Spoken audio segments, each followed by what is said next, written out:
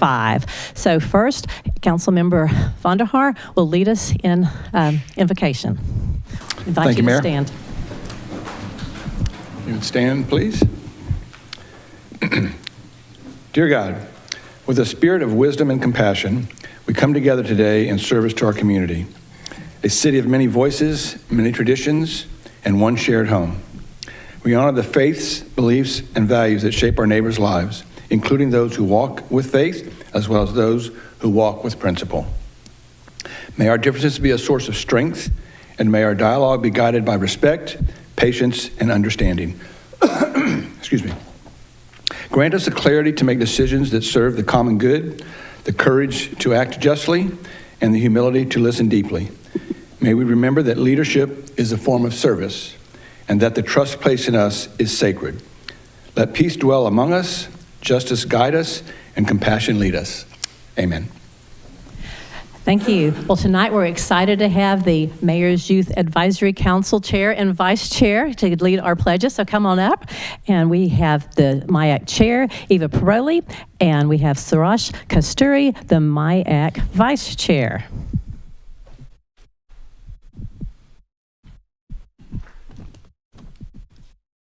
I pledge allegiance to the flag of the United States of America and to the republic for which it stands, one nation, under God, indivisible, with liberty and justice for all. Honor the Texas flag. I pledge allegiance to the Texas, one state under God, one and indivisible.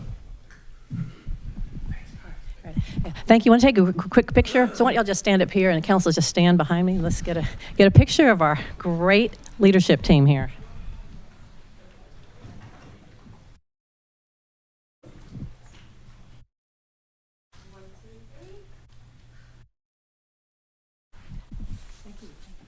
Thank you.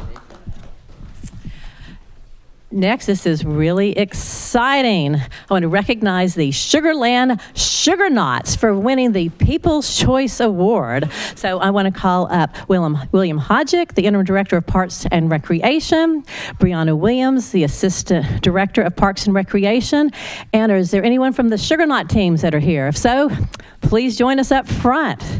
So this is so fun. I was excited when I saw the video. Okay, take it away. Thank you, Mayor.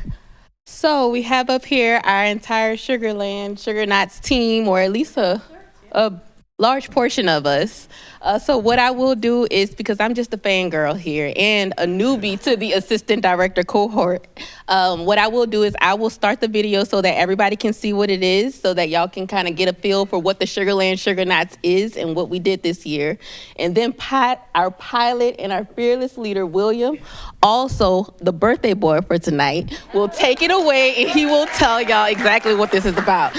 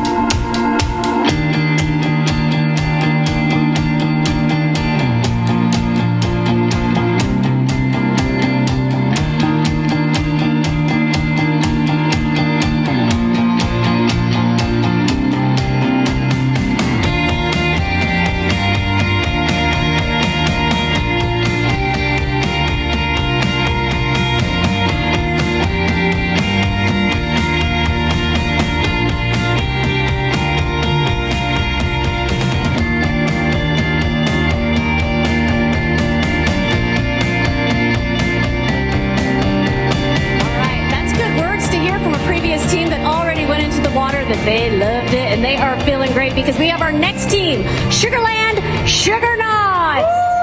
Sugernauts. Check out that photo of you guys. Co-workers, putting it together at the airport. I think this thing's going to fly. It's going to fly far. We've been working hard at this for 2 months. All right, 2 months. You guys are cleared. Let's see it.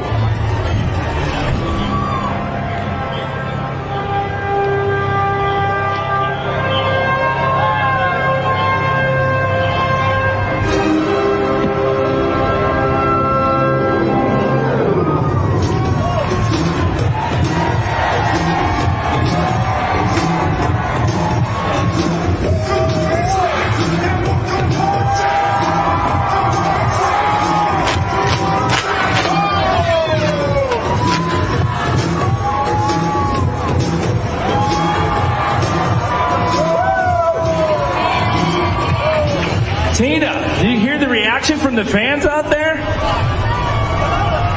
They're loving the Sugarland Sugarnots. Yeah, well, they are built on brotherhood. They would never attempt this without each other. You guys want to see the Sugarnots fly? You got to make some noise out there, Los Colinos!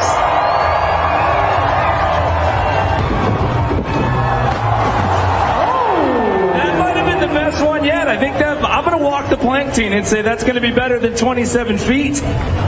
That's excellent on the dismount, I think. 28 feet, Tina. We got a new record out here today. 28 feet. Yeah, and we have some high scores also.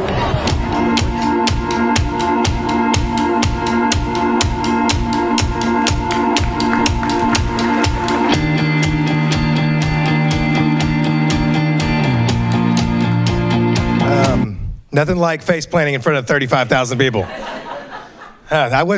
We didn't practice that, but we practiced everything else, y'all. And the assistant director group is just so happy that we did an awesome team building to promote City of Sugar Land. What an awesome city that we work for and we're proud to work for. And thank you for council and the leadership, Mike, for supporting us doing these crazy things like this. So thank you, Mayor.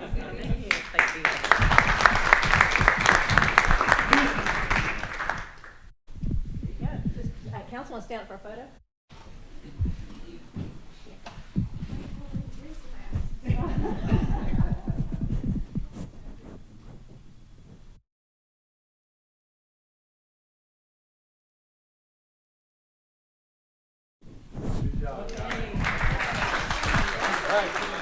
Congratulations again to the Sugarland Sugarnots on winning the People's Choice Award. So keep up the great work.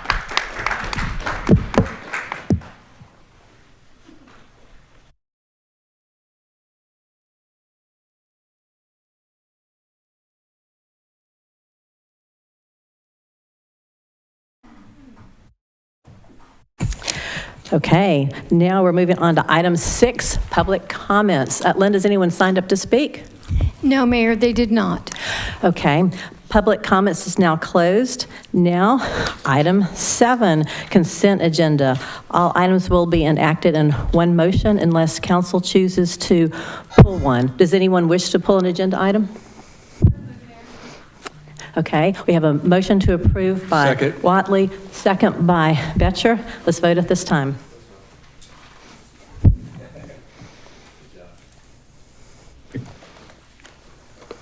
I approve.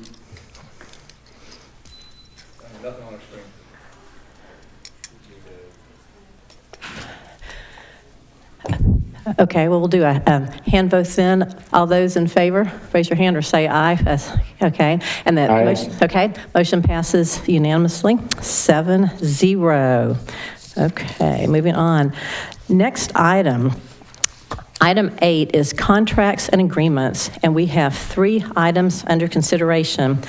Item A, contract with Longhorn Excavators, Inc. Consideration of and action on authorization of a construction contract with Longhorn Excavators, Inc. in the amount of $19,967,739 for CIP CDR 2301 Oyster Creek Diversion Channel and Detention Facilities, including regional floodplain mitigation and detention improvements in the Track 2 area. And we have Robert Wilson, Assistant City Engineer. Thank you, Mayor and City Council. Good evening. So a little bit of background on this project. There's a development agreement from February 2022 between the developer and the city to partner for regional floodplain mitigation and regional detention that formed MUD 234 in the area over Track 2. With that agreement, the MUD pays 57% of this cost back to the city after the construction of the project. Over a yearly basis. Additionally, the city received in 2022 a 0% interest loan from Texas Water Development Board to construct this project in the amount of $27.5 million. And the purpose of this project is to provide flood protection to the airport and public safety training facility from Oyster Creek and to provide those regional detention improvements to allow for future development on the tract. Looking at the location, so we're on the west side of the airport. So the airport is right here. This is 90 Alternate and Highway 6, right on the edge of the city limits across from New Territory, south of Oyster Creek. The project scope includes a weir diversion structure on Oyster Creek, a diversion channel from Oyster Creek to Bullhead Bayou to contain those flood flows down to a new detention pond that has a new outfall into Bullhead Bayou with approximately 1,100 acre-feet in volume, as well as drainage channel on the west side of the track to convey that water. Elevation of Track 2 property for the dirt to be placed on that property, and modifications to the existing drop structure on the west side of Easton Avenue. This project was advertised on CivCast and in the local paper on August 27th and September 3rd. We had bids opened on September 18th, 25, and we received 2 qualified bids. Looking at the bids here, the low qualified bid was from Longhorn Excavators. The original low bid did not meet the project specification requirements and was disqualified, and the engineer's opinion of probable cost for the project was $24.3 million. Project budget, there's available for construction $24.5 million. The construction contract is $19,967,739, which will leave approximately $4.5 million remaining, with the remaining to be used for construction administration, materials testing, and contingency for the project. With this being a 0% interest loan, there are constraints on what project from Texas Water Development Board that we can use those savings for, and they would have to be used on this project itself. Project timeline, notice to proceed, we anticipate to issue December of 25 with a 420-day to substantial completion for the project, with construction completing around February of 27. Construction impacts will follow policy C-110 and notify any impacted businesses or residents. We don't anticipate any impacts to residents. There is closure proposed to one access road for an existing business so we can install the new outfall. The city plans to coordinate with the business to ensure that they still have one point of access. We anticipate that closure to be about 60 days in length. And we will coordinate with door hangers for any service impacts created by the project. With that, the engineering department recommends the city council approve this construction contract with Longhorn Excavators, and we are available for any questions. Questions, council? Motion to approve. Okay, we have a motion to approve by Watley, a second to approve by Miller. Let's vote at this time.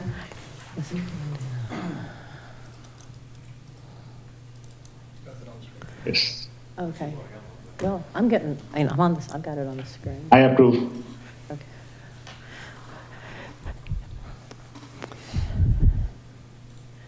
Okay. Okay, we'll just do a hand vote. Okay, so all those in favor, please raise your hand. Okay, and the motion passes 7-0. Thank you. Okay, thank you, Robert.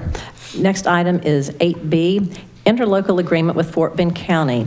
Consideration of and action on approval of an interlocal agreement with Fort Bend County to accept $56,012,500 in county mobility funds for eligible projects within Sugar Land's 2023 Mobility Bond Program, and authorize the city manager to oversee project delivery and administration. And we have Jonathan Brown, our assistant city engineer. Oh, it's just one. Okay. Good evening, council members and mayor. I'm excited about this interlocal agreement. It's been a long while coming, so we're happy to have it here. You know, this represents a great partnership between the city and Fort Bend County Precinct 3. So how did we get here? In November 2023, Fort Bend County voters approved the 2023 Mobility Bond Program. In November 2024, Sugar Land voters approved Proposition B, which funded up to $118 million for streets, sidewalks, and mobility. The purpose of this ILA, interlocal agreement, is to formalize this funding partnership with the county to coordinate the delivery of these key mobility projects. This includes 16 projects. And here is a long list of 12 projects that will go from the design to the construction phase. Here you can see that this is the combined budget for these projects. That's with the county and the city's funds and the construction fiscal year. Now, all of these, or most of them, will start design in fiscal year 26. We also have 4 projects that will be in preliminary design. That means that these are going to be studies that look at improvements at these locations One of them will start in fiscal year 26, and then the others will be determined later. Here's a map. It's kind of hard to see, but there are 16 projects on there. It's $116.5 million in value. Just to shout out, if anybody wants to get any further information on these, you can go to the Sugar Land 2024 bond webpage, go to the bond tracker, and they're all on there with a lot of information, and we update that monthly. So these projects were identified in our mobility master plan, and they're going to focus on streets, sidewalks, key connectivity improvements within the city's jurisdiction. So those mobility improvements are large shared use paths that will connect to our constructed or planned trails like First Colony Trail and Sugar Land Trail. The construction scope includes pavement rehab or reconstruction, drainage improvements, sidewalks and shared use paths, pedestrian bridges, and intersection and safety improvements. The county will be contributing $56 million. Those funds will be transferred when the city executes a contract. That's going to be a 50% of the estimated project costs up to their maximum value. Now the county will fund 100% of the design costs up front. That's why a lot of them are starting in fiscal year 26. So a good one is that in these surplus funds from these projects will be reserved for potential use on other projects within the city limits. So it's going to take a lot of coordination, and the roles that we have on this are listed here. For project administration, the city is going to manage all of the projects, and the county will provide oversight and feedback. For consultant selection, the city will contract and manage the consultants. The county will select the consultants from the city's pre-qualified consultant list. For design and construction, the city will oversee design, change orders, contractor directions, managing all the contracts, and the county can inspect the site, review plans, and provide comments. For maintenance, it's all on the city.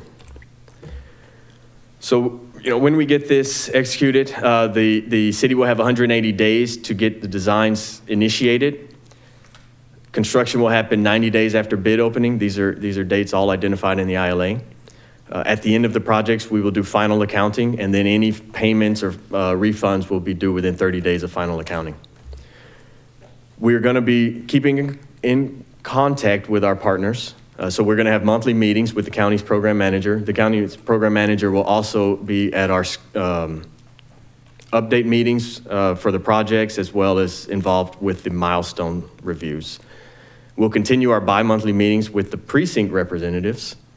And as I mentioned, the final accounting will happen to make sure that all of the finances are balanced. And if there are any projects that we deem unfeasible, we'll need to provide that to the county in writing. So if we do approve this ILA today, the next steps will be Fort Bend County will need to approve it on their commissioner's court. Once that gets executed, we'll be able to enter into contracts with our selected consultants. After those contracts are sorted out, we'll send the funding request to the county, and then we'll issue notice to proceed. With that, I would like to request that for approval to authorize the execution of this interlocal agreement, and I am very happy to answer any questions you may have. Mayor? Okay. Yes, Councilmember Von der Haar. Yeah. So with the information we were provided, there is a list of projects that will be included in this project? That is correct. I just want to confirm that that list of projects matches the list on both the county's bond and the city's bond. Is that a fair statement? That is 100% correct. All right, thank you. Councilmember Vetcher. Yeah, a couple questions. Can you talk about how we prioritize these projects just to inform the community and make sure that we're addressing our, top priority projects with this? Sure. As we go through these projects, you'd see that the construction years are kind of delayed, right? And that's by design, just so that we can work within our budget for that year. We've looked at the impacts in the areas. We look at connectivity to make sure that we're planning these out well. And Robert Wilson does a great job at that when he's working on the CIP book for every year. If we have a high sensitivity area, one of our first ones we wanted to get going was Austin Parkway and Commonwealth. That is one of the projects in here. We need to fix that intersection. So yes, we've identified that and we've moved forward with it. Another big one is Williams Trace Boulevard. That's one of our ones that we've identified to start very soon.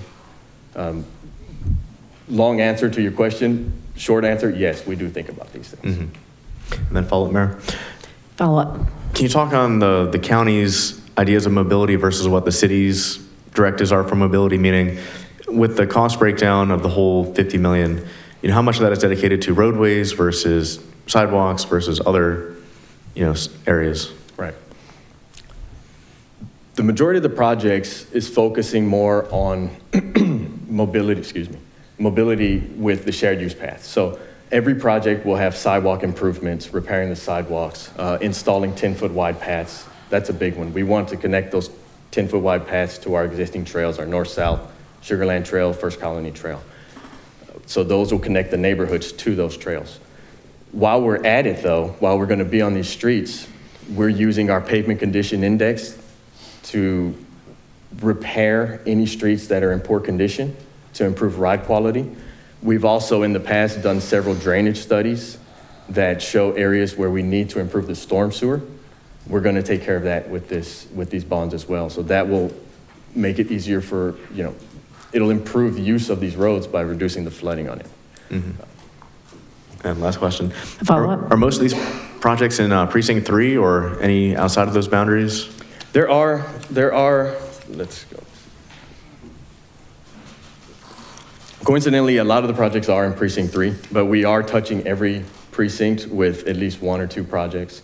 That's very visible on the map as well. If you go to the GeoBond map, the tracker, you can see the districts as well. All right, thank you. Motion to approve? Okay, we have a motion approved by Betcher. Second.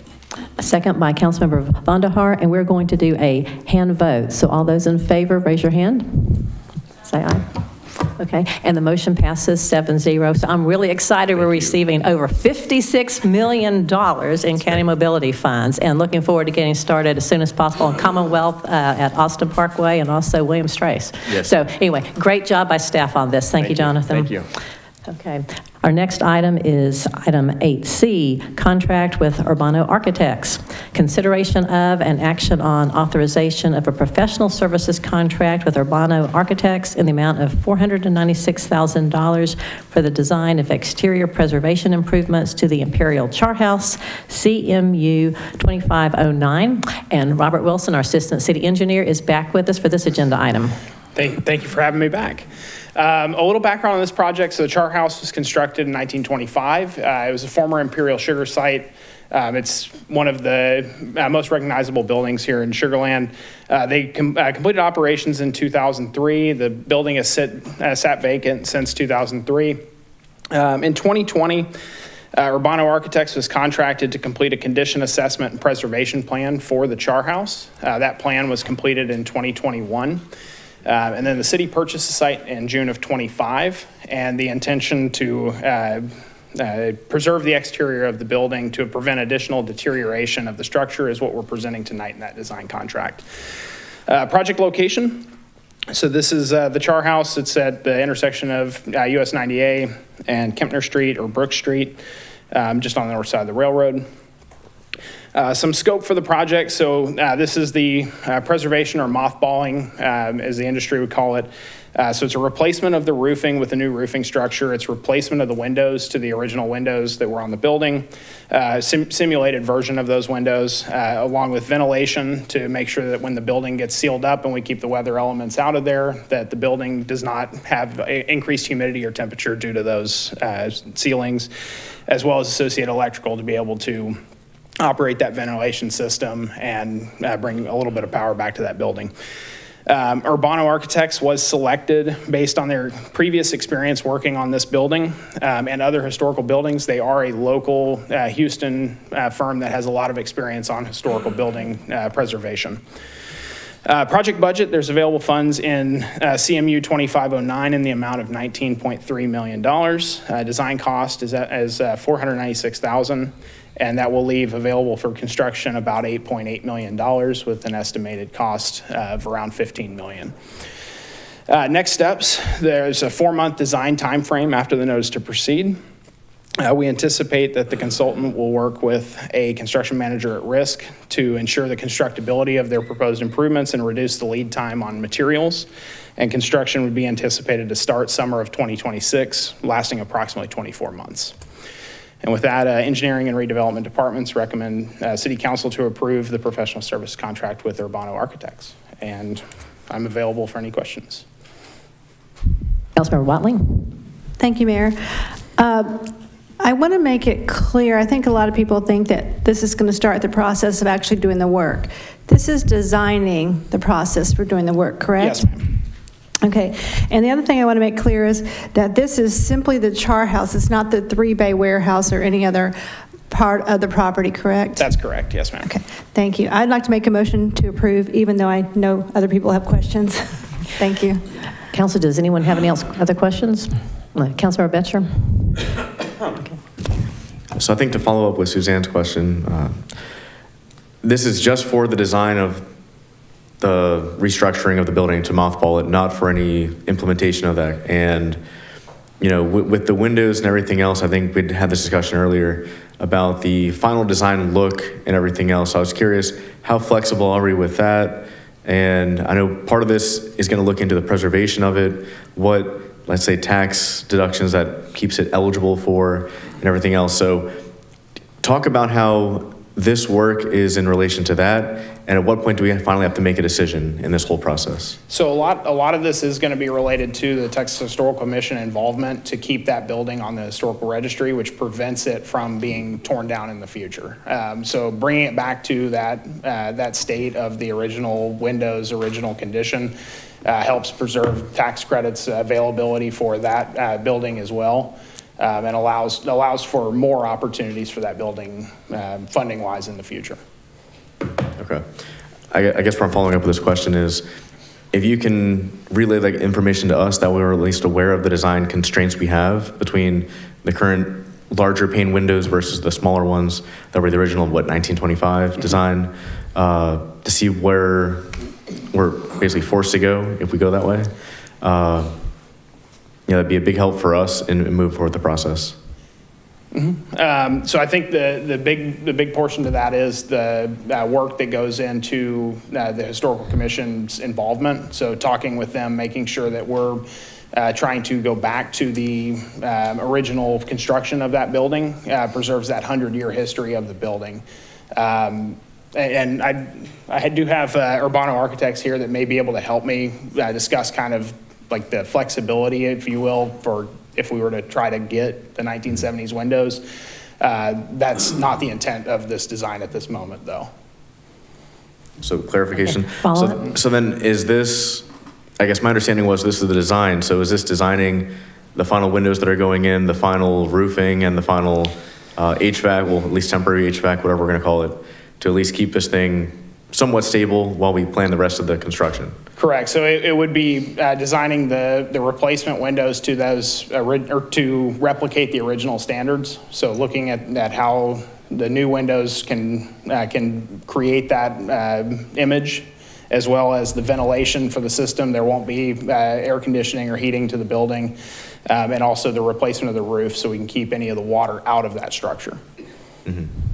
And then are we going to have to tear these windows down to then rebuild, to get inside of it to, do the reconstruction later on? So the intent of this is that when the windows and the roof are replaced, there won't be tearing out and replacement of them later. They're not a temporary structure. They're permanent to that building once we put them in. Okay, thank you. Councilmember Single? Hi, yeah, I hope you can hear me, Robert. Yeah, we can hear you. Does the work involve any check of the structural integrity of the whole structure? So whether it's stable or not? So there's some minor, coming out of that 2021 study, there were some recommendations for some structural repairs to the building. This work does include minor repairs to keep the liquor gallery, which is the portion on the north side of the building. It kind of hangs off the back side of the building, to stabilize that, to make sure that it remains attached to the building and to prevent any water intrusion there.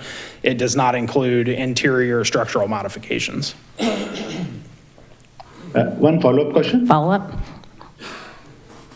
Yeah. So, they did some work in 2021, as you said, and also I think in 23 under Puma. So I hope that the project cost includes using the work which was already done before. Yes, sir. That is the intent, is to continue using and building on the work that's already been done.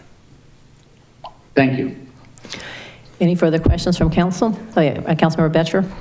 Follow up to Councilman Single's question, but about the structural integrity, do we have that report that a PE looked at this and told us what the actual structure, the skeleton integrity is at this point? Yes, there is a report that we have in hand for kind of the condition of that building right now. Okay, if you could pass that along or post on our website, that'd be great. Councilmember Jacobson? Thank you, Mayor. I've been told that it's I'd like on to the website. second the motion. Okay, are there any other questions for Robert? Okay, we have a motion by Councilmember Watley, a second by Councilmember Jacobson. All those in favor, please raise your right hand. Okay, say aye. Okay, and the motion passes 7-0. Okay, and so Robert, you're up here again. So item number 9 is ordinances and resolutions, and we have 2 items under consideration this evening. Item A is consideration of and action on City of Sugar Land Resolution number 2527, a resolution of the City Council of the City of Sugar Land, Texas, determining that the construction manager at risk procurement method provides the best value for the mothballing preservation work for the Imperial Char House. Again, Robert Wilson, Assistant City Engineer. Thank you. So some background, we just talked about the work for Imperial Char House. So this would be a construction manager at risk to contract with the city to work with that designer to make sure that what improvements are being proposed are constructible and are within the best value that we can get. Not only cost, but also the construction materials and methods that goes in. So some background on the project delivery options that the city has. There's 3 basic types of the delivery system. The most common are design bid build, which is what we typically do. Competitive sealed proposal, which requires a request for proposal, grading criteria and interviews, and a construction manager at risk. CMAR, which we have tonight before you. So what is the CMAR? It's a selection through an RFQ process where we have grading criteria and interviews. We have pre-construction services that the CMAR includes a cost in their proposal for. We bring in the CMAR at the beginning of design to provide input through the design process. They provide inputs on the constructability. They provide estimating services, supply chain concerns for material availability, and they provide us overall schedule. As the design nears completion, they provide us a guaranteed maximum price, which is a not to exceed number that they provide for it, and then there would be a second contract brought forward with that guaranteed maximum price for construction. Why CMAR on this project? Due to the historical nature of the Char House, the building requires a skilled contractor to execute this without compromising the historical value. The best value for the service of the project is selection based on the qualifications, experiences, and cost, not just cost. Previous projects the city has done using CMAR. City Hall building we're standing in right now was constructed with CMAR, as well as the surface water treatment plant, the public safety training facility, the new animal shelter, and police headquarters that are also undergoing design are utilizing CMAR. And with that, Engineering and Redevelopment Department recommend the City Council approve Resolution 2527. And I'm available for any questions. Okay, Councilmember, okay. Okay, we already have a motion by Councilmember Miller. Does anyone have any questions for staff? Councilmember Betcher. A little bit of a question baked in with a comment. We had a meeting about the CMAR process, last week. If you want to comment on, I guess the one risk that I see is if we pick a sole general contractor, we limit the exposure we get to different, whether it's bids or ideas on how we're going to address some of the challenges, whether it be the windows, the roof, you name it.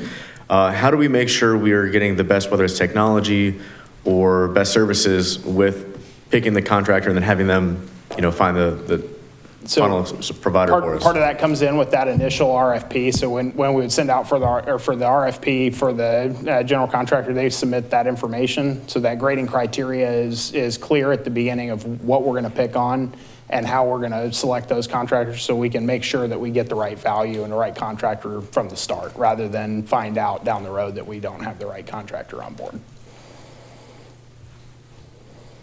Any further questions for Robert?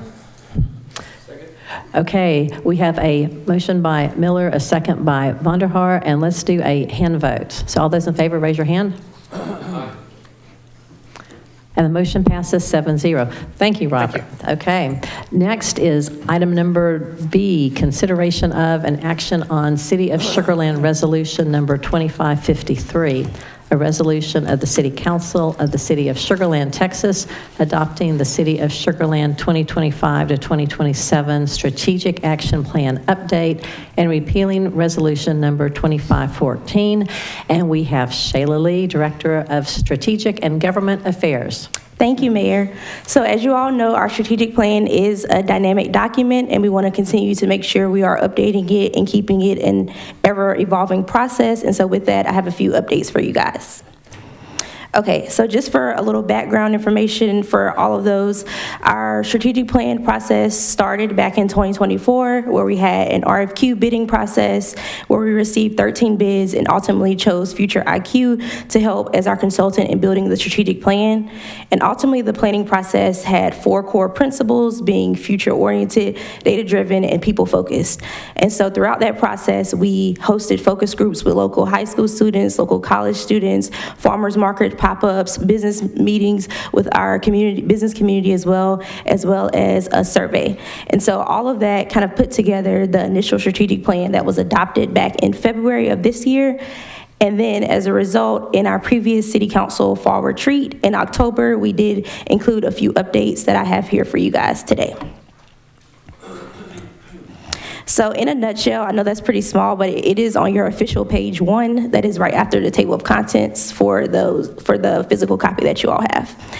And so in a nutshell, the strategic plan has 5 major components, which is a change from the previous strategic plan that had 4 major highlights.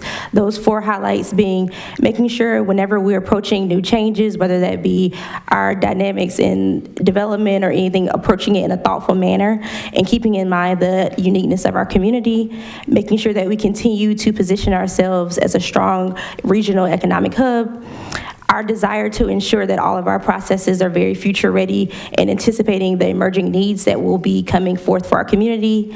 And then lastly, the previous major highlight was making sure we always have a trailblazing approach to the different projects and dynamics that we are bringing forth. We have, however, added an additional language for this emphasis on our commitment to fiscal responsibility. So fiscal responsibility has always been at the forefront of everything that staff and council has been committed to, but we wanted to make sure we are formalizing that in our plans and processes.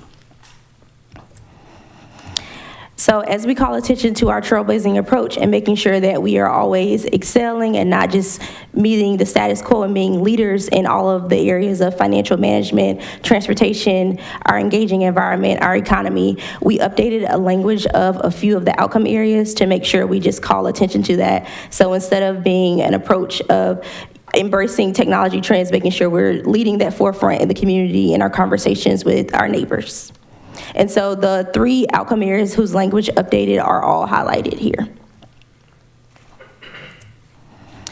And again, as we refine our commitment and continue to make sure it's in our formalized processes of fiscal responsibility, we added another sentence to the middle of our strategic focus areas to make sure, again, we're calling attention to providing that exceptional services and being very efficient in the services that we provide. And so with that, those are the major updates to the strategic plan. And so staff recommends the approval of Resolution 2553, adopting the updated strategic action plan and repealing the Resolution 2514, which was the previous strategic plan. And I will open it up for questions. Councilmember Jacobson. This may be putting the cart before the horse, but I'd like to make a motion to approve. Thank you, Councilmember Jacobson. Mayor? Councilor Vonderhaar? Yes. Just real quick, I just want to commend the staff for taking the effort to make these changes. As you started out with, this is a dynamic document. We want to make sure that it stays that way, so we always can strive to get the best. So thank you guys very much. Great job. Absolutely, thank you. And I'll second that, Mayor. Okay. Are there any other questions or comments? Yeah, I got a couple. Okay, Councilmember Betcher. Like always, right? All right, first off, can you comment on how the city staff uses this document to kind of go about their everyday work? Yes, so on our internal side, we have built a work plan, and so we take those focus areas and then we transition those into different projects. So example being Imperial Project is a result of our focus area of fostering sensitive redevelopment. You guys are also going to hear about a project at a later workshop this evening that also ties back to our encouraging community engagement. And so the action that staff takes is a reflection of those focus areas that you guys have set forth. Right, and just to reiterate that, I mean, the community had a significant input in this document last year. City Council did as well, and it definitely helped shape the direction of the city. And then obviously staff, as I just mentioned, use this to guide them in the decision makings that they're using. One question I did have is, I'm looking at the outcome 6 here with transportation connected. I think it's great that we're a trailblazer. I know that gondola project keeps coming up here and there. One piece of feedback would be, let's just make sure that we don't lose sight of the fact that automobiles, cars are our #1 mode of transport in Sugar Land, and that we should be, whether it's budgeting, planning projects, just make sure that reflects that is our main priority, and then everything else there is whether it's for leisure or secondary transportation. That way we don't lose sight of that focus. That'd be my only recommendation if we need to edit it, just so it reflects that, or I'm looking for thoughts here. Council, any thoughts on that? Discussion. Or Shayla? If I can respond, I think staff can take that in the work plan that we talked about with the different projects we're building and bring forth to you guys to make sure we keep that in mind. Okay, thank you. Yes, Councilmember Watley. Thank you, Mayor. Shayla, I got to, like everybody else, commend you and staff on this because this took hours at our retreat, and it was kind of hard for all of us to come together to realize what we were doing. And looking at the outcome, you basically took everything we said and put it into writing, so thank you for that. And can you just touch for a second on how this happened?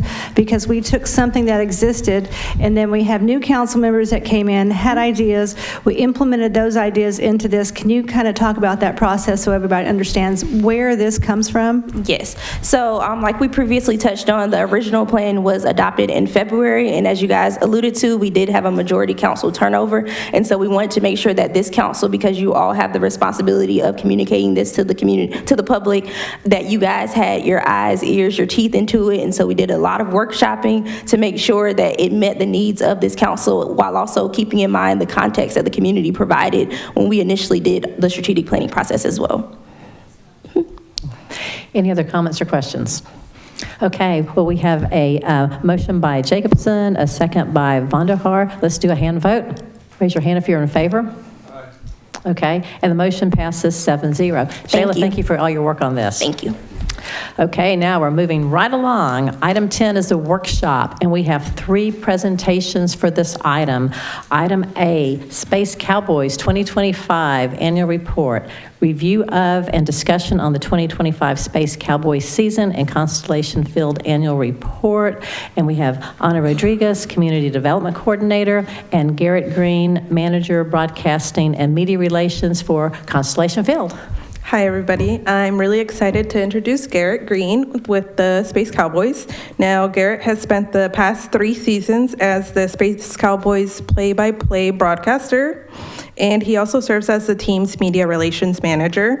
He's originally from Arlington, Texas, and after spending 5 years as the media relations manager and play-by-play broadcaster for the Biloxi Shuckers, the AA affiliate of the Milwaukee Brewers, and he also spent some time with the Helena Brewers and the St. Paul Saints. So a big welcome to Garrett. Thank you.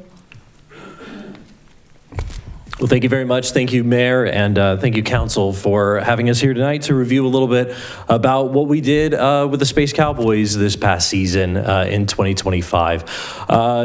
A little bit about the baseball side of things. That's obviously where I specialize a little bit. I get to travel around and see everything that happens with the team on a night in, night out basis.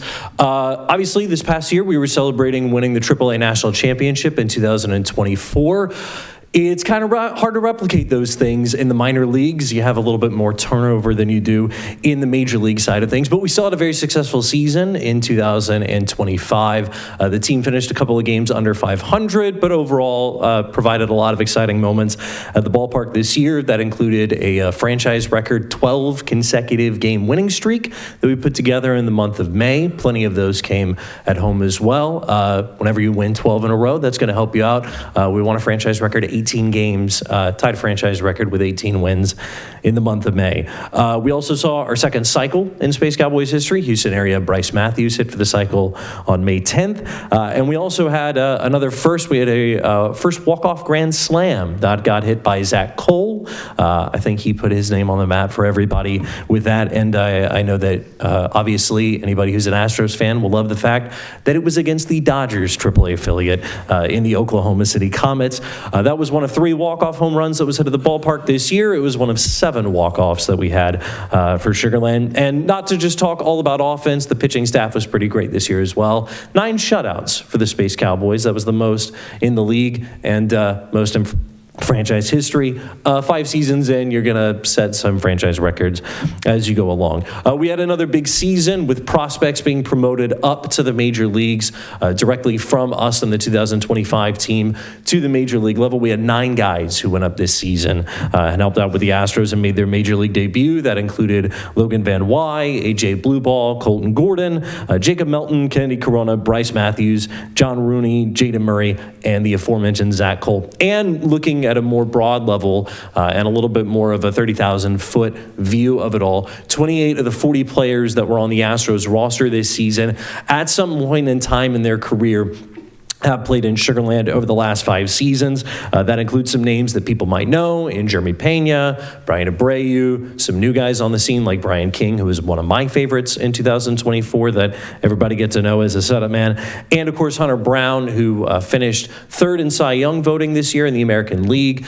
He also was 2nd team All MLB, and he was pitching in Sugar Land as recently as 2022. We never root for injuries. That is not what we want, but if players end up getting injured, that does mean that it provides a chance for them to be seen down at Constellation Field in Sugar Land.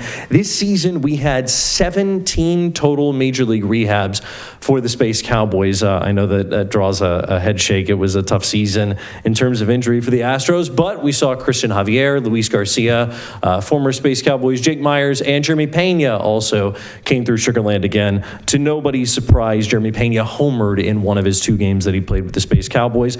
We also did see major league rehabbers from other teams as well. In one series in early September, Roki Sasaki, Tommy Edman, and Max Muncy, all from the Dodgers, were on rehab with Oklahoma City. Bryce Miller of the Mariners and Zach Geloff of the Athletics whenever Las Vegas was in town. Off-field highlights of the season. Obviously, we celebrated winning our first championship. That included our championship weekend, which was a great partnership with the city of Sugar Land. And we got the Dream, Akeem Olajuwon, to come out and throw out the first pitch. We also had, obviously, a family favorite in Bluey make their first appearance at the ballpark this season. And we had our very first drone show at the conclusion of the game. Normally, we shoot off fireworks out in right field. We had a great drone show this season, and that was the first one that we've ever had.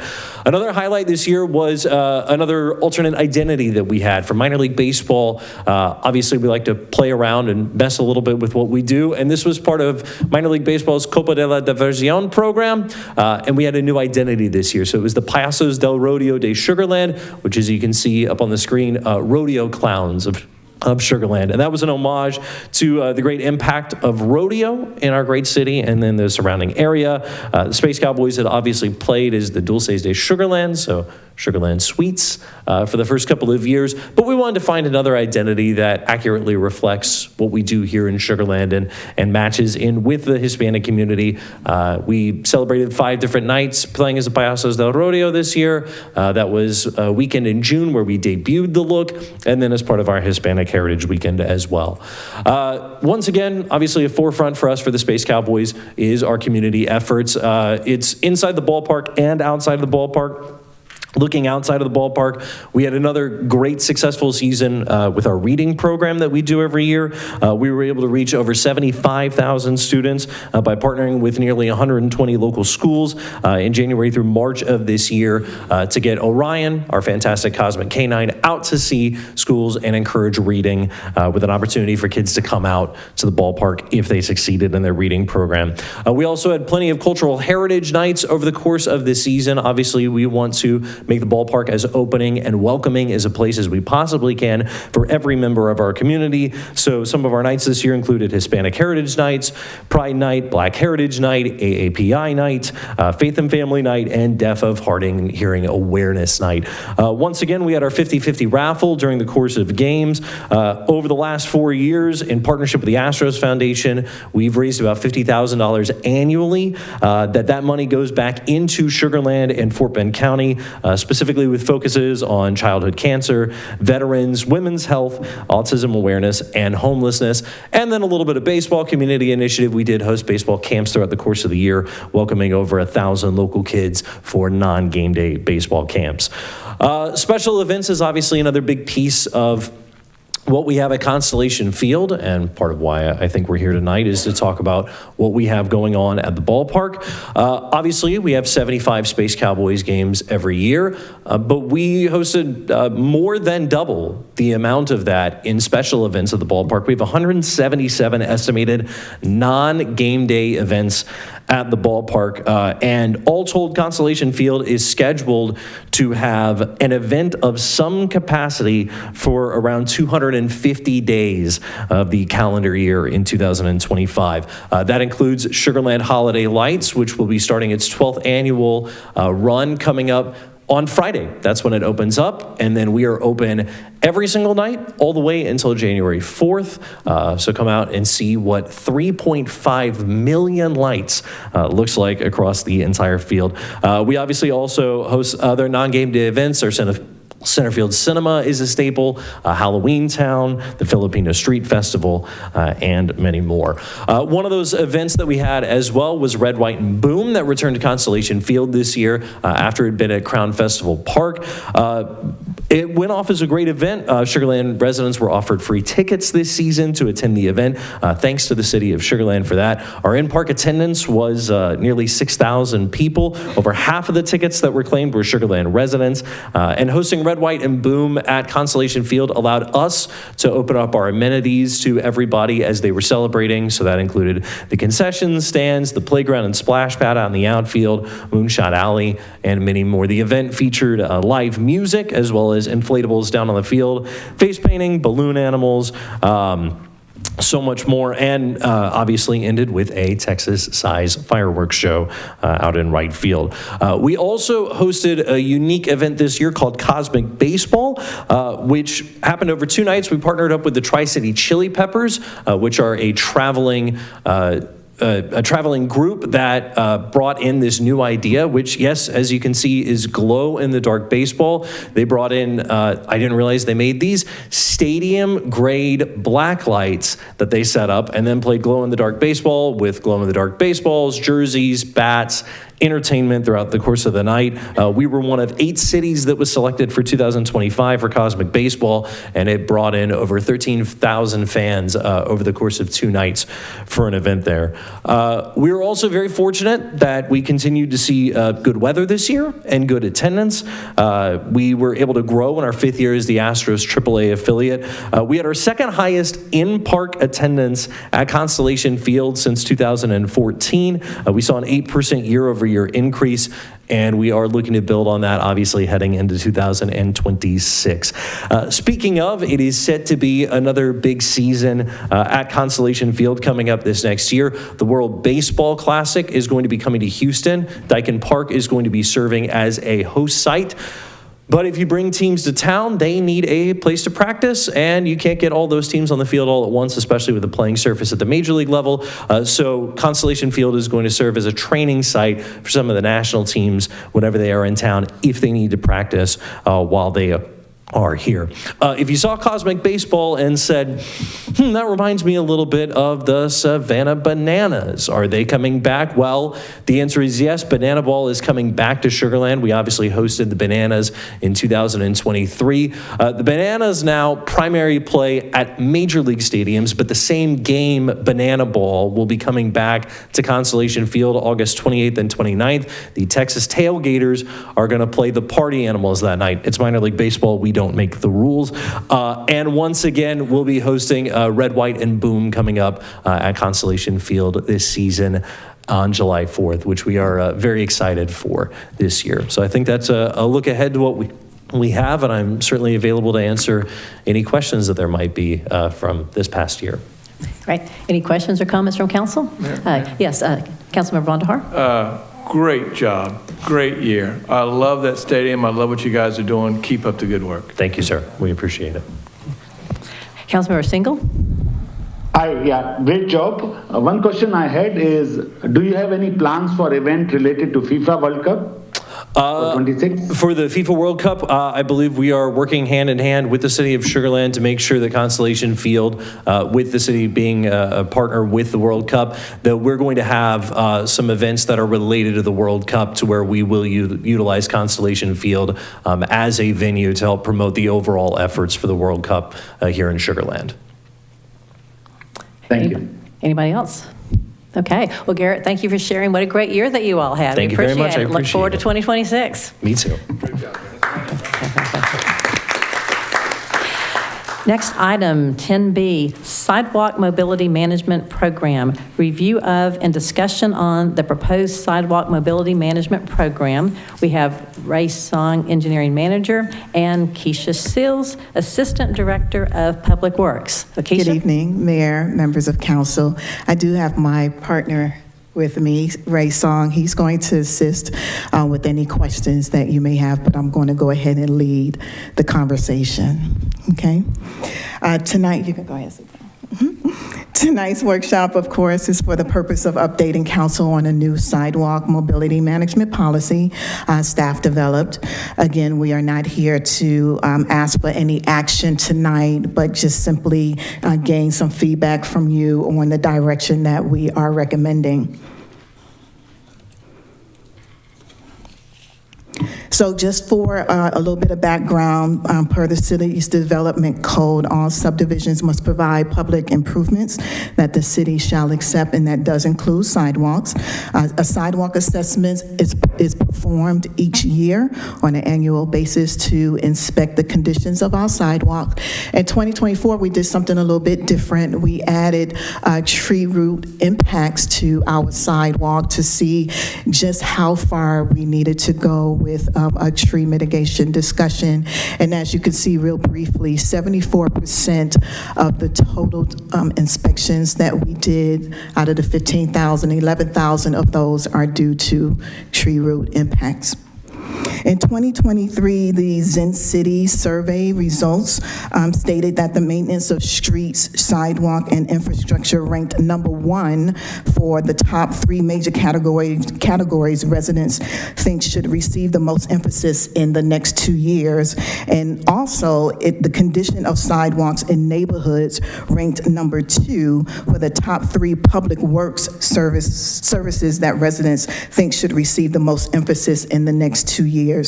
So again, in 2024, we did this assessment, and it also helped us, the data also helped us support the request for funding through the 2024 GO bond. So as you can see, the 2024 GO bond proposition number B, as we heard earlier, was for $118 million. $10 million of that is for sidewalk program rehabilitation and replacement through that proposition. That proposition language states that we are to create a 5-year sidewalk management program to identify and manage the replacement and and/or rehabilitation of existing sidewalks, including streetscapes, which also includes trees. So to achieve this deliverable, we knew that we had to create a well-defined, comprehensive plan to establish clear direction and a consistency in managing our sidewalks, not just our existing sidewalks, but sidewalks that we would have installed in the future through development. So in 2024, the Streets and Drainage Division created a task force with various departments to enlist expertise on mobility, code, and policy. And we created language that we felt met the need and the intent of the Proposition B bond language. This language identifies compliance with American Disabilities Act, or the ADA. It prioritized safety while striving to protect suburban trees near city infrastructure. It prioritizes repairs and assists with efficiently allocating resources. It also discusses repair methods, and we'll get into that a little bit later. Emergency repairs, tree mitigation, various sidewalk treatment. Again, we'll get into that later. And then sidewalk scoring and rating, which we will also discuss on the next slide.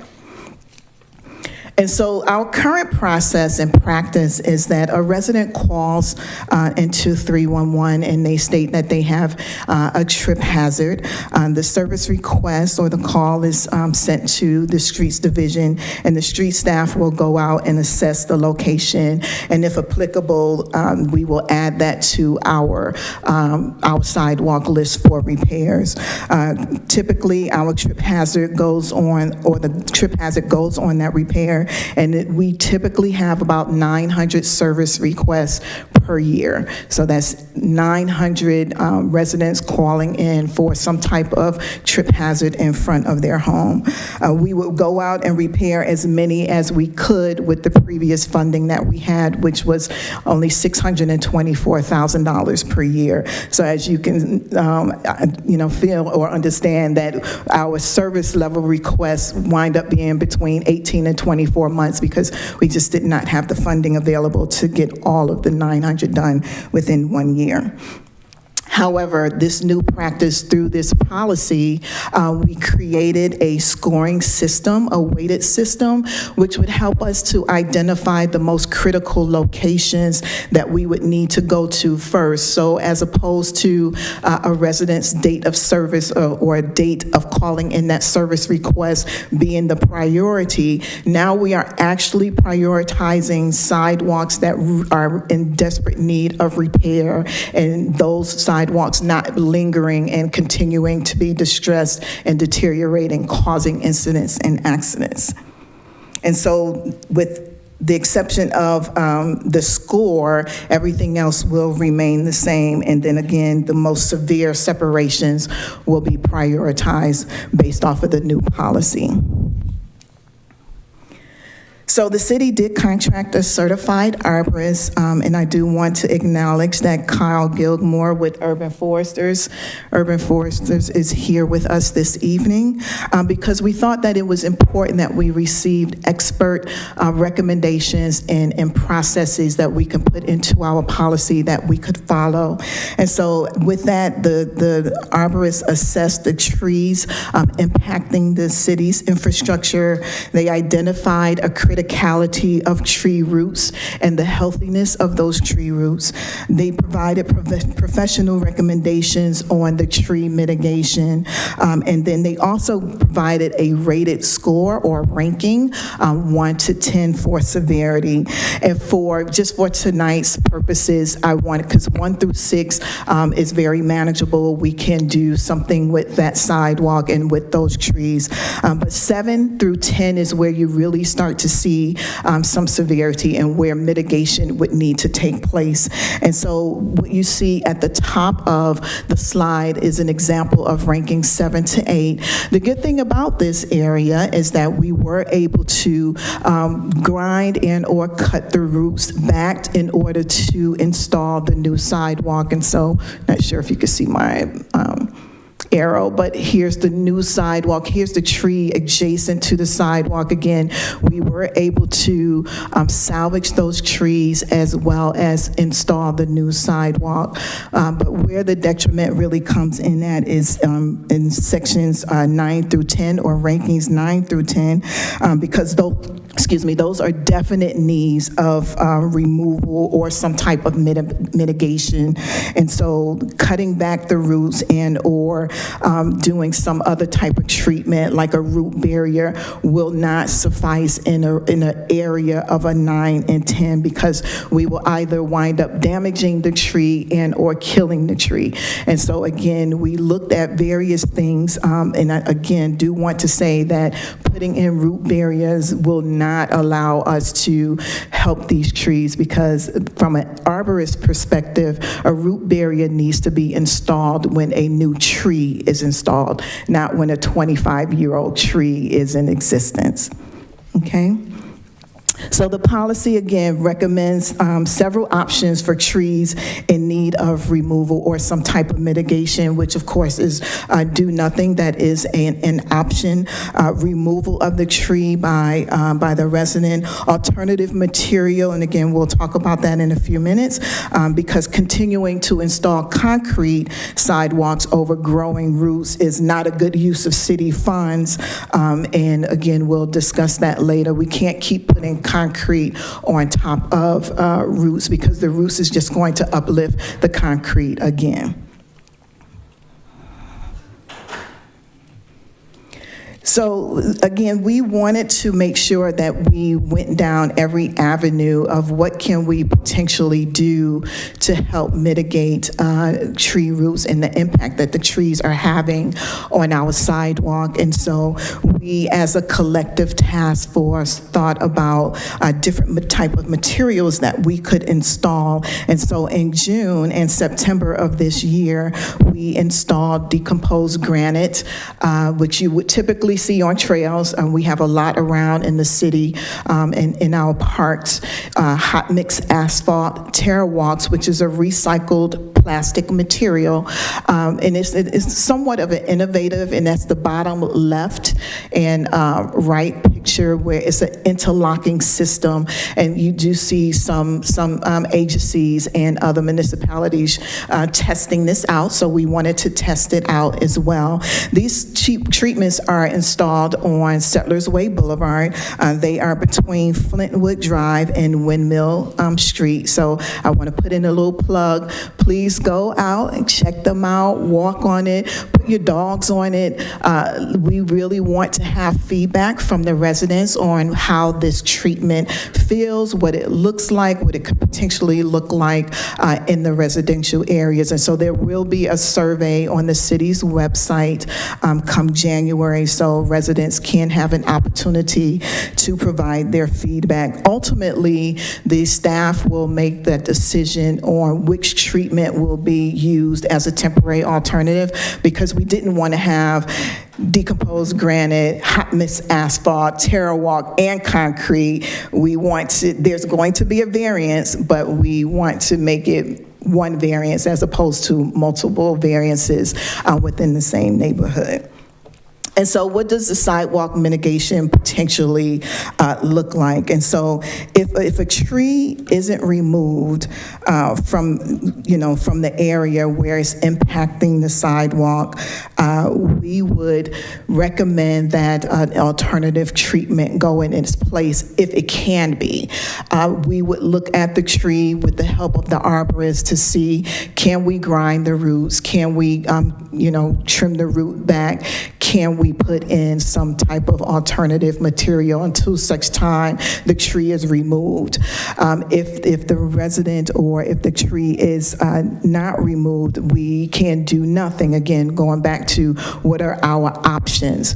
However, if the tree is removed within 90 days of receiving a letter from the city saying, hey, we have a tree constraint here, then we will go back and within 60 days and install concrete so we can make sure that the treatment of that area is consistent with what they have existing. So just to recap, our current practice for annual assessment and residents calling into 311 will not change.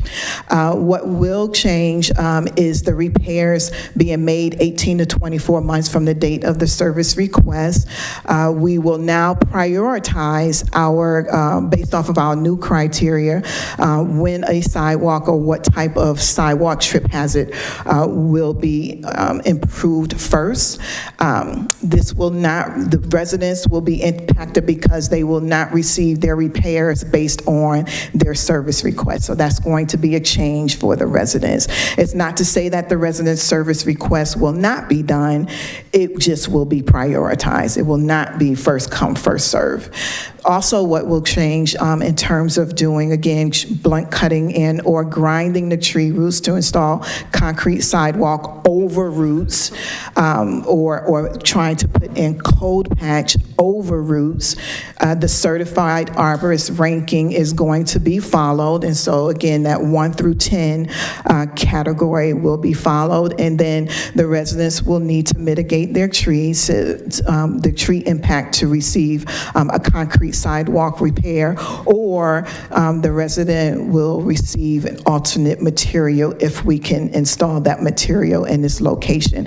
I do want to note that for emergency repairs, from a city's perspective, what we already do is if emergency is, an emergency is considered impacting our water main, impacting our manhole lids, impacting our curb, impacting, the sidewalk, or any other type of infrastructure where it's really damaging the sidewalk, we do go in within our right-of-way and remove that tree if necessary. And we've always done that. We will continue to do that because it's the right thing to do, because we don't want any damage, further damage to our infrastructure. So next steps, we will bring forth a resolution to City Council based on feedback from tonight's meeting.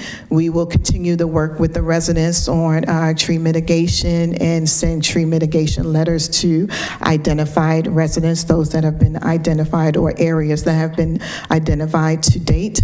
The arborist will continue assessing backlog service request areas. Right now, we have already completed new territory and then south of the south side of the city, and so he will be moving into the north side of the city to do assessments as well. And then we will coordinate with the communications department on community engagement and making sure that the residents know about the sidewalk treatment that is on Settlers Way Boulevard, as well as taking the survey so we can garnish their feedback and make a recommendation. And with that, I will answer any clarifying questions you may have. Yeah, I just had a couple of questions. So as far as the alternative treatment option, is that going to be consistent throughout a neighborhood or an HOA, or that method be consistent throughout the entire city? Right. So again, if it's a tree right in front of a residential house and the residents do not want to remove the tree, they will get that treatment in front of their house. We do not anticipate taking out a bunch of sidewalk that does not need repair, just so that the treatment can remain the same. And that's the trade-off to not removing the constraint, is that they will get that temporary material until such time they are willing to remove the constraint. So you mentioned there was an option of doing nothing. So if the homeowner has a sidewalk and they don't want to remove the tree, then they don't get their sidewalk repaired. Is that an option? They will certainly not get concrete back. We will go out and assess to see if we can do something, because we don't want nothing to be the alternative, even though it is an option, right? But depending on the severity of the sidewalk impact, we ultimately want our sidewalks to be safe. We want mobility to be there. We've talked about mobility this evening, and sidewalks is a part of mobility. And right now we have an issue with our sidewalks and with our beautification, with our trees, and we are trying very hard to mitigate that issue that we have, because it's only going to exacerbate, right? It's only going to get even worse because the trees aren't going to stop growing. in our city is continuing to grow. Right. Yeah, I know we were spending roughly $645,000 a year on sidewalk repairs, and that's how we got such a long backlog, and how we put $10 million into Proposition B to mitigate the sidewalks over the next 5 to 7 years. So could you repeat again, along with Settlers Way, where the area is where we can see the different alternatives? As you said, Flint Mill Drive? Yes, ma'am. It is on between Flintwood and Windmill Street. And so if you're going towards Highway 6, the Terror Walk is going to be on the right-hand side, as well as the decomposed granite, and then the asphalt is going to be on the opposite side. So. Okay. Now, what about some HOAs, for example, FCCSA requires 2 street trees between the sidewalk and the roads. So that's a good question. Yeah. So what sort of conversations have you had with that? Because you could put this homeowner in a deed violation. Yeah. We've been meeting and having discussions, just again, because we have so many service requests. Everybody wants to talk about sidewalks. And so going into these discussions, we've met with Glen Laurel, we've met with FCCSA. HOAs understand that there's an issue. Like, you can walk down Williams, or try to walk down Williams Trace Boulevard. You can try to walk down Lexington Boulevard. You can try to walk down in some of these neighborhoods, and clearly there's an issue. And so with that being said, they are also changing their restrictions and their requirements, and they're taking out the need for street trees within the back of curb to the face of the sidewalk. That is already no longer a requirement for most of the HOAs, because they do realize it's becoming an issue. Okay. And I know, obviously, we want to keep our sidewalks safe, and I'm big on sidewalk repair. I've been pushing for this for a long time. But at the same time, people spend like 30 years paying off their houses as some of their most important investments that they have. So we don't want to do something right in front of their house that's not going to look aesthetic, and that's going to, mar the enjoyment by the homeowners of their property and stuff as well. So, okay, council members, what questions and comments do you have? Mayor. Yes, Councilor Vonderhaar. Yeah. Can you go back to the slide you had that showed kind of the before and after with respect to the second or third? Sure. Is that it? No, the one that showed the comparison. It's like the second one from the end, maybe the third one from the end. Okay. Oh, I'm sorry. Right there. The recap. Right there. Okay, that on the right-hand side, trees moved without resident approval if it's within the city right-of-way. Okay, I think that we may not need their approval since it's in the right-of-way, but I definitely think they should be notified before we just remove a tree. Absolutely, and I did not put that on there, but they certainly are, because they do realize that if a city's infrastructure is being impacted, typically you can already see it if it's to the point where we have to remove it to repair, and that's the only time that we're doing it, because we actually have to repair our infrastructure. Yeah, I agree with that. I just want to make sure that we're notifying them. We don't just show up one day and take their tree out. I totally agree. Thank you. Councilor Jacobson. Thank you, Mayor. Keisha, so if 75% of the sidewalk deflections are being caused by vegetation, are we going to have to do this again in 10 years? And if so, are we going to pay for it, or the homeowner's going to pay for it? Do we have a change in policy coming our way? So to answer your question, if within our city right-of-way, those street trees are owned by the residents. They were put in through, the development of the city. And so in most cases, they already own the trees. And so that's why we are working with the residents in the HOA.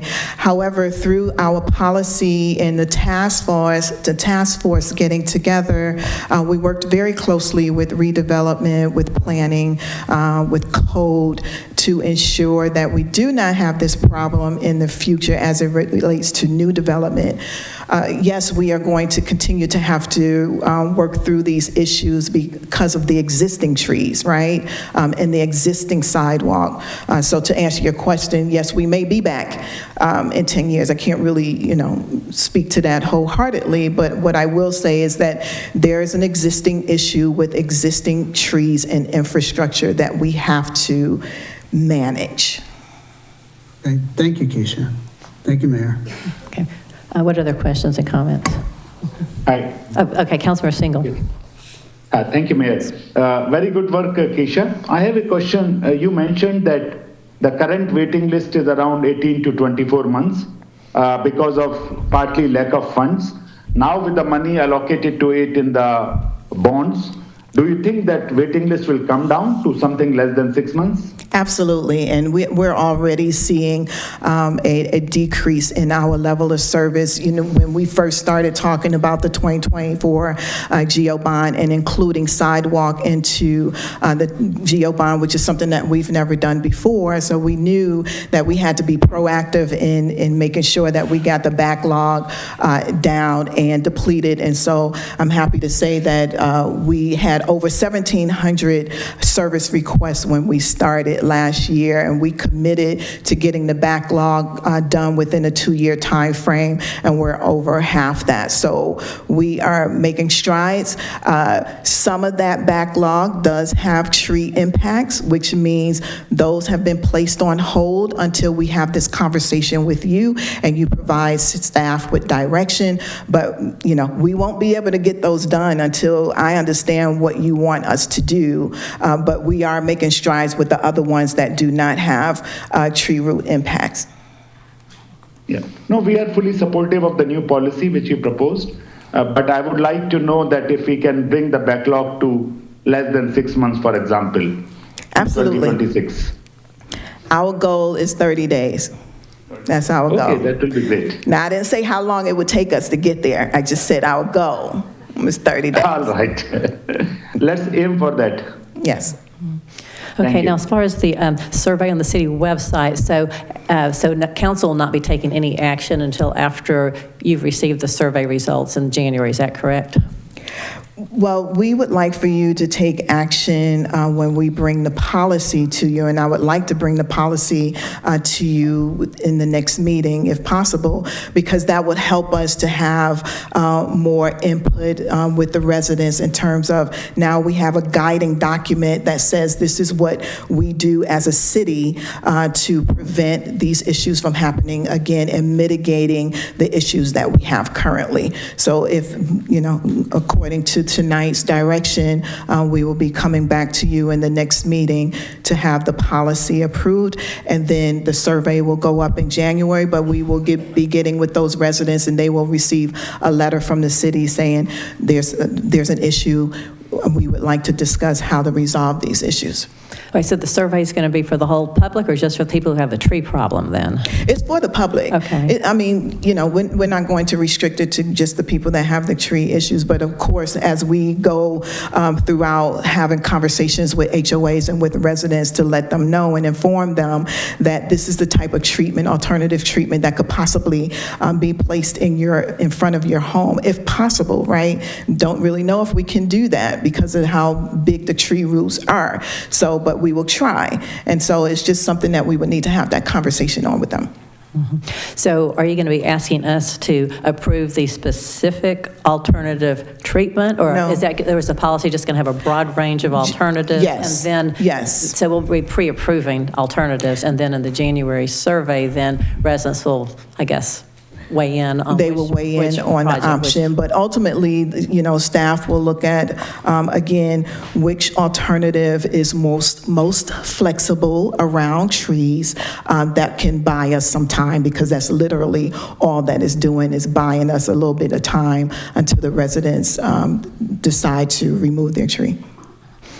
Okay, and so has the arborist scored every tree in the city, or just the trees that were in like the pilot area, or just the specific assessment area, or what's the status? That's a great question. And so because we only had a certain number or limited funds for the first year, the arborist started working on the backlog. And so he assessed the backlog locations. And so again, New Territory, the south side, we were able to get completed in 2025. And so those are the service requests that we've been doing. And then now he's moving to the north side, because now we're in 2026. We have funds for him to keep going and moving through the backlog. The backlog only is what he's working on. Okay, and so anyway, I said very much, want sidewalk repairs. That's a big thing with me, but then also want to be very sensitive to the fact that, residents have these magnificent 40-year-old live oak trees too that they just really, really love in front of their houses. So Absolutely. It's just challenging to try to figure out a way to balance all that. Okay. Yes, ma'am. Councilmember Watley? Thank you, Keisha. I think your presentation is extremely comprehensive, and you've done a lot of work on this. Thank you. Thank you. I think the missing component for me to come to a policy agreement would be the collaboration with the HOAs. And I know you've been working with them, but if we could really kind of know where they stand more formally, which ones are on board, which ones aren't. Because in the end, I know that there are some HOAs, at least in New Territory when we lived there, that require those trees, and then, as homeowners, we didn't take them out, and then it caused problems. And if we continue to see that requirement, it's going to be a problem in the future, right? And obviously, you just talked about that. So going forward, I really hope that we can know more about where the HOAs stand and how much they're going to back us up and collaborate with us on our efforts, because that's going to be a huge difference. Because when the residents come, they're going to be mad at the city, but they're going to need to understand the HOA and the city are working together. Absolutely. So if we can put that component together, we can make a really more firm policy, and that would be helpful, I think. Okay. And I will say that we've been working very closely with New Territory since it was one of the first areas, Right. and they are very much on board. They also told us to CC them on the letters, so they are very well aware of what we're doing and what we are trying to implement here. But we will get you a comprehensive list of the HOAs that we've discussed this with, and who is on board or in favor and who is not, and we'll work with the ones that are not. Thank you. Thank you. Yeah, again, I said I've got those concerns too. Because I heard from residents who are upset just over a cold patch. If you talk about making remove Right. a magnificent 40-year-old live oak in front of their house, they can really be upset. But yeah, I would like like a statement from each HOA. The board president, executive director, about their position on this, because I said I don't want to do this alone without the support of the HOA, since we're going to have some upset residents. But I said, again, it's very, very important for us to have our sidewalks repaired, and I greatly appreciate the extensive work that you've put into this, so thank you very much for that. Thank you, Mayor. Other questions, comments? Okay. Mike, do you have anything? Yeah, just because I want to make sure we're getting clarity. I've heard two council members say we want to take action after we understand the position of all the HOAs, and is that the consensus of what? Okay, so that's very helpful. Thank you. Okay. Going once? Okay, Councilmember Betcher. Thank you. Keisha, you mentioned you were looking, some of these were on hold until you got the clarity from council. Is there anything else that you're looking for clarity on from council? Or do you think you have a good picture of where we're going? No, absolutely. I think giving us the direction to go back to the HOAs to make sure we get confirmation and some type of written, letter or something noting that, yes, they are in agreement with us is good. Those that do have tree impacts will still remain on hold, and we will still keep pushing and moving through those that we can repair until such time we can come back to you either through a FYI and say, here's the list, and then we'll come back again with the policy. Okay, and this will come back to us in a couple of weeks? The list? No, the policy. Getting feedback from the HOA is going to take some time, Okay. because we have a lot of HOAs in the city. It could be, it'll be months really to go through that process. Yes. Sounds good. Okay, anything else? Okay, thank you very much, Keisha. Thank you. Okay, next item, item 10C, review of proposed Community Expo Plan of Action. Review of and discussion on the proposed Community Expo Plan supporting the city's 2025 to 2027 Strategic Action Plan. And I see William there. We've also got Brianna Williams, Assistant Director of Parks and Recreation, and Sabrina Abdullah, Director of Customer Experience. Thank you, Mayor. Good evening, Council. Per tradition, City of Sugar Land, when an employee's first time speaking at City Council, they get a quick introduction, and I think Brianna Williams here doesn't need a whole lot of introduction, but it is her first time speaking to City Council, although definitely not her first time speaking to many of y'all, Parks Board and things like that. Brianna Williams has been a longtime employee of City of Sugar Land, started part-time in 2007. In the Parks and Recreation Department, moved to full-time when she received her bachelor's of business administration from Texas Southern University in August of 2010, became a full-time employee after that, and she's been with us ever since in various roles, for the longest time as the manager for events. So she's had her hand in almost every city event that we've had since 2010, and then Brianna recently was promoted to assistant director and is my partner in crime over there in Parks and Recreation. So hats off to Brianna. I know she's not going to knock it out of the park tonight. Thank you. Thank you, William, for the introduction, and good evening, Mayor and Council. Again, I'm Brianna Williams, and I'm super excited to share with you an overview of the Sugar Land Community Expo. The goal of this presentation is to review and discuss the initial plans for the City of Sugar Land's Community Expo while also giving Council the opportunity to provide feedback and input regarding what staff has come up with so far. We've already reviewed the strategic plan earlier tonight, but I do want to remind everyone as we go through this overview that this idea for a community expo was derived to encourage community engagement based on stakeholder feedback. That feedback highlighted a desire for a stronger connection between the city and the community. I also have here with me Sabrina and Shayla. Sabrina's the chief trailblazer of the Community Engagement All-In Initiative, and if needed, she will be able to dive deeper into how this Community Expo will tie directly into key performance metrics of our Strategic Action Plan. Now, I cannot go any further in this presentation without explaining exactly what a Community Expo is. A Community Expo for our staff is an all-inclusive event that brings the community to life. This event is where our residents, our local organizations, and our community departments will connect, celebrate, and discover all the ways we are building a stronger community.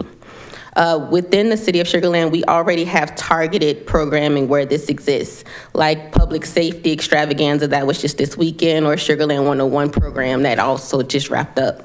But the vision for this is much larger. Think about a community conference with workshops, sessions, awards, meet and greets, opportunities for everyone that's involved. A place to connect our people and our programs to shape our city's future. Now, if I didn't get you excited with that part, I also want to give you the why of why we want to do the Community Expo. We have 4 main goals for this expo. We want to build an all-inclusive platform that celebrates community pride, centered around showcasing talent and programs, possibly with award ceremonies and recognitions. An example of this would be a neighborhood champion award that would be rallied around within our community for votes, where you guys would then present that opportunity at the end of a closing ceremony with an actual award to an HOA or somebody like that. The second goal is to promote civic awareness and also active participation. This would be an annual event that would bridge a gap between the community by fostering relationships and providing a family-friendly enrichment opportunity for all. We understand that Sugar Land is all very diverse already. We want to showcase that diversity while also uniting the community together on shared values. And last but not least, we want to encourage volunteerism and community-led initiatives by creating an avenue for active engagement by our residents. Here are the recommendations proposed by our team. We're shooting to host this event for the very first time in spring of 2027, with that being an annual event that would take place moving forward. We're looking to target about 200 plus attendees. If we get 200 attendees, that would be success for us, but just note that that is not our only opportunity. We want to pretty much max out the capacity of a venue. We would then build on that benchmark, and it pretty much every year, it will be based off of our capacity and also any of the budget limitations that we may have. These are some of the key highlights for the Community Expo, but our recommendation is to keep the initial year very open to gauge our community's interests, but also noting that we have considered target themes for each year. So for the first year, it will be open, but then we could have a target theme of maybe public safety for 1 year, or business development for another year. I won't elaborate on every highlight here, but I will give some examples for health and wellness. This can be our Public Works Department discussing water quality, or our Food Inspections Division hosting educational sessions for our restaurant owners, or even our Animal Services hosting pet on-site wellness incentives. There are several metrics that are already tied in place to some of these community expos, but we also want to be extremely transparent for our expo in specifics. These metrics will help shape and mold exactly what this expo should be for our community. The initial year of implementation will have surveys that will be available per session. We will also use registration data collected to tell us who's coming, what districts are represented, and then we'll also tell us who's not coming so that we can do target programming for those areas and then get them involved. With these goals, will continuously be refined so that our expo will stay relevant and fresh for the community. So just to recap, I'd also like to highlight all of our outcomes one more time. We want to bridge a gap and foster connections between the residents and our local government by creating a centralized hub for information and city services. We also want to provide and highlight city initiatives and city programs, while also encouraging volunteerism and community-led engagement. Ultimately, we want to create a successful space where we can celebrate the community, the culture, and achievements of the city of Sugar Land. Next steps for us will include refining our proposed plan based on feedback that we obtained today. We will evaluate our current programming to identify any gaps and redundancies. We want to work to identify what the key stakeholders will look like for our community and also our partners. We want to identify how council will be involved, and we want you guys to be advocates for our community. And lastly, we want to develop a timeline of implementation, keeping in mind that the target for us would be spring of 2027. And with that, I will open the floor for any discussion so that we can kind of talk about it, and if you guys have any questions for me. Okay. Or Sabrina. Okay, great. Yeah, I think the Community Expo sounds like a wonderful idea. Councilmember Watley? I am so excited about this. Whose idea was that? Mine. It was actually the community's. That is a great idea. First of all, three things came, the great idea, great goals, and I love that you're giving yourself a generous timeline. You're not rushing it, but you're thinking it through and giving yourself time to do it right. My question is, do you have stakeholders, like is Reeby's a part of this or anybody else? Do you have sponsors so we can get working with you? So we've talked about this initially, and what we've discussed is for the initial year of implementation, we're trying to get the cities, departments, and things like that on the forefront of it. It does not mean that Reeby's won't be involved. If they hear about it and they want to be active participants, we will pull them in. Same thing with any other partners. But we have, we want to, in the next steps, identify what key partners and stakeholders we definitely need to have involved this year. Follow up. Thank you. Listen, it's a great idea. Whatever you need council and the mayor to do, we're in. I'm speaking for all y'all already. We're on board. Thank you. Councilmember Vonderhaar? I'm glad to see, great job, by the way. I'm glad to see the number one item on that list of goals is improving the I don't remember the term you used, but the connectivity between the residents and the city. As I was going through my campaign, 6-8 months ago, I was amazed at the number of people who were very ill-informed of what is going on in the city. I think the city does a great job of sending information out, but for whatever reason, these people didn't get it. So anything we can do to improve on that is I'm all on board 100%. And as Councilman Watley said, you have our support. Thank you. Just a quick comment. Councilmember Miller? Yes, really great presentation, and glad your excitement about this and smile is contagious. So anyway, this engagement of our community is so important. It's one thing that's been lacking, has been said, and it's so important for our city going forward. Thank you. Anything else? Okay, well, we're excited about what? Oh, follow-up again. Oh, Sanjay didn't see. Okay, Sanjay. Yeah. No, I just wanted to say, one, it is a great idea. I'm really excited, and you will have full support from the council, so well done on that. I think there are lots of NGOs and cultural organizations within Sugar Land.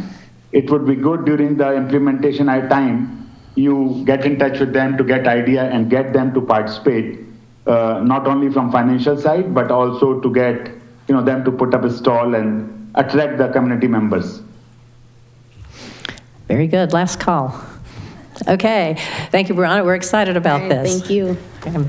Okay. Next item is item 11, the City Council and City Managers reports. And last time I tabled the item because the council meeting had gone on for quite some time. So we normally limit ourselves to 3 items, but since I tabled, if you want to go over more than 3 items, that's fine. Councilmember Watley, so we'll start with you. Thank you, Mayor. I knew you were going to go through with it this time because we tabled it. I'm going to make this real quick. I have 2 items that are really cool. Thursday, November the 13th, the Sugar Land Heritage Foundation had the 2025 Fall Social, and they honored Ken Hall. And it was my honor to do a proclamation in behalf of our mayor to recognize Ken Hall. And Leon, if you're listening, you did a fantastic job talking about Ken Hall and everything else that ever happened in our city in that school. So thank you for that. And Saturday, November the 15th, Rob Betcher and I, Councilmember Betcher and I, had the honor of presenting a proclamation on behalf of our mayor to the 12th Annual Islamic Arts Festival, the U of H main campus. I didn't know it was the main campus until Rob told me right before the event, but Dr. Suleiman Lalani and Zakia, along with Mayor Whitmire, got to honor the Islamic Arts Society, and we were, it was great to do that. So thank you. Thank you. Councilmember Miller? I want to say how much I enjoyed being with the youth group. One guy right here. That was really exciting and great time. Jim and I were there. Fantastic. It's good to see the young folks involved in being here. So and the Sugar Land 101, that was a good time too, with the folks going through that program, last session of that. The Lid 10 ribbon cutting over at Levy Park expansion. That's a great park. You need to go visit it. It's in your area, District 4, but it's they did a fantastic job.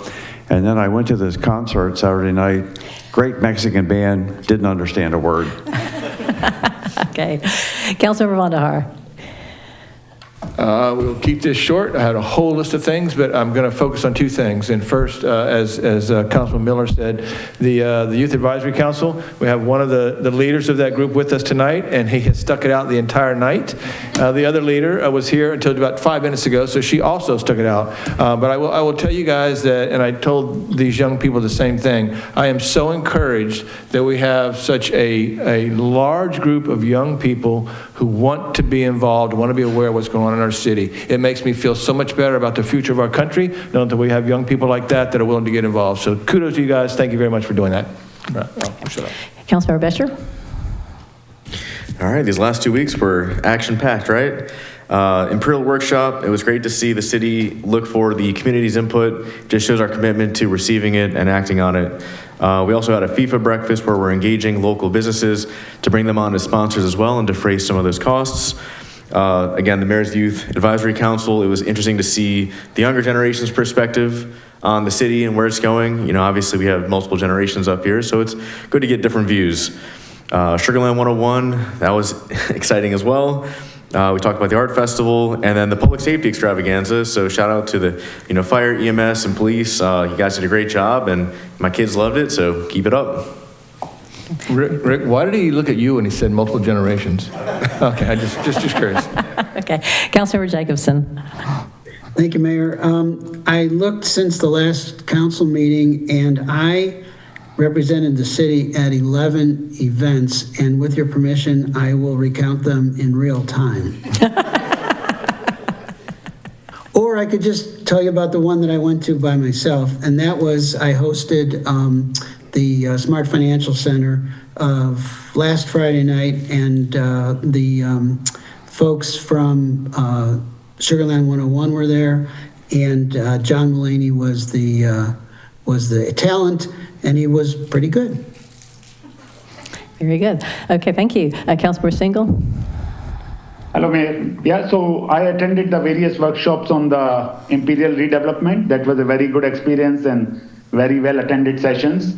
Prior to that, I had attended the TML conference along with the fellow council members. And last 10 days, I have been traveling and out of city. So that were the key highlights. Thank you.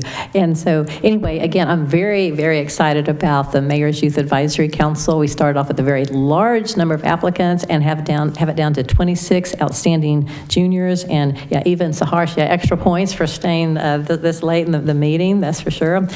And since Councilmember Watley didn't mention this, I will mention it. We had the push-in ceremony for the fire department's new Tower 4. So really excited to get that. And also, most of us attended the new hire badge pinning ceremony for the fire department. And I attended the Fort Bend Education Foundation's Sugar Shindig fundraiser. And I spoke at the Unite and Inspire 5K event at Memorial Park, and also spoke at the Indo-American Charity Fundraiser Gala, along with about 15 or 20 other things. City Manager, do you have a report? Thank you, Mayor. First off, I finished up my Men Wear Pink campaign, and I want to thank everybody. It's, the Fort Bend County showed up big, and Sugarland did too, and so I came in second in Houston, and thank you. And that was all because of Fort Bend County, and so definitely appreciate all the love and support there. City offices will be closed next Thursday and Friday, the 27th, 28th, but here's what's not closed. Your police department's not closed. Your fire department's not closed. Your water's going to work. Your wastewater's going to work. Your park's going to be open. That means a lot of people are working on those holidays, and I want to thank all those employees for everything they do and for allowing us to enjoy Thanksgiving with our families. Thank you, Mayor. Right. Okay, well, best wishes everyone. Mayor, may I just one more? Sorry. Okay, yes, Councilmember Von For those of you that don't know, also, our city manager got married a few days ago, so congratulations. Okay.